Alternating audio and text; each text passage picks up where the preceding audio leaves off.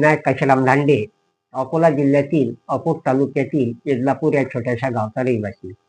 गेली 30 ते 40 वर्षापासून आपण सुंदर आणि सूक्ष्म लिखाणाचा ध्यास घेतला होता.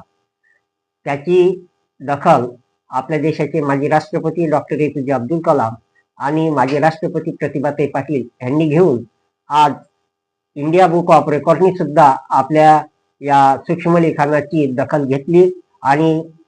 आनंदाची बाब अशी की आज आपला विक्रम हा इंडिया बुक ऑफ रेकॉर्ड मध्ये नोंदला गेला, याचं मला सारखं अभिमान वाटते आणि आपल्या परिसराचं, आपल्या महाराष्ट्राचं, आपल्या देशाचं एक उज्ज्वल